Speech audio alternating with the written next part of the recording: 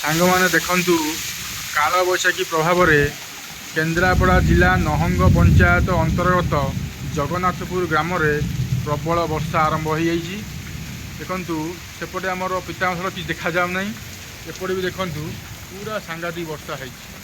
କାହିଁକିନା ଏଇ 2-3 ଦିନ ହେଲା ଯେଉଁ ଗରମ ଗୁଳୁଗୁଳି ହେଉଥିଲା, ଆଜି ତ ବିଶେଷ କରି ବହୁତ ଗୁଳୁଗୁଳି ହେଉଥିଲା।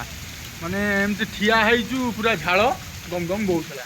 ଆମେ ହେ ପ୍ରଭୁ ଟିକେ ଆଜି ଟିକେ ବର୍ଷା ହେଉ, ଯାହା ହେଉ ପ୍ରଭୁ ଆମର ଡାକ ଶୁଣିଛନ୍ତି। ଆଜି କାଳବୈଶାଖୀ ପ୍ରଭାବରେ ଆଜି କେନ୍ଦ୍ରାପଡ଼ା ଜିଲ୍ଲା ନହଙ୍ଗ ପଞ୍ଚାୟତ ଅନ୍ତର୍ଗତ ଜଗନ୍ନାଥପୁର ଗ୍ରାମରେ ଆଜି ବର୍ଷା ହେଇଛି। ଆଉ କେଉଁ ଏରିଆରେ ବର୍ଷା ହେଇଛି କମେଣ୍ଟ ମାଧ୍ୟମରେ ଜଣାଇବେ। ଯାହା ହେଉ ମାନେ ବହୁତ ଗୁଳୁଗୁଳି ହେଉଥିଲା, ଗରମ ବି ପ୍ରବଳ ପଡ଼ୁଥିଲା। ଦେଖନ୍ତୁ ଏଇ ଆମେ ଆସ୍ତେଶ୍ୱର ମନ୍ଦିର ପାଖରେ ଅଛୁ। ଦେଖନ୍ତୁ ଏଇ ମନ୍ଦିର ଦୃଶ୍ୟ ଦେଖନ୍ତୁ, ତଥାପି ବିଜୁଳି ବି ମାରୁଛି ସାଂଘାତିକ ପୁରା। ତାପରେ ଘଡ଼ଘଡ଼ି ହେଇ ଘଡ଼ଘଡ଼ି ମାରୁଛି। ଆଜି ସାଂଘାତିକ ବର୍ଷା ଆସେ, ମଝିରେ ଥରେ ହେଇଥିଲା ବି ଜୋର ବର୍ଷା ହେଇଥିଲା ମଝିରେ ଥରେ ହେଲା।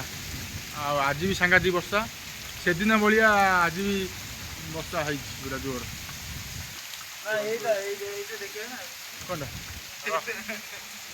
ଦେଖନ୍ତୁ ମନ୍ଦିର ଆଗରେ ଦେଖନ୍ତୁ ପୁରା ପ୍ରବଳ ବର୍ଷା ହେଉଛି। ସେପଟେ ଆମ ସ୍କୁଲ ଆର୍ଟେଶ୍ୱର ସ୍କୁଲ ଦେଖନ୍ତୁ ଆଗରେ ଆମର ମାଟି ପଡ଼ିଛି, ପଡ଼ିଆ କାମ ହେବ, ବାଲି ବି ଏଠି ଥୁଆ ହେଇଛି।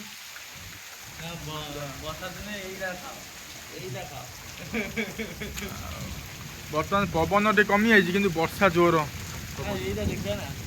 ପବନ ର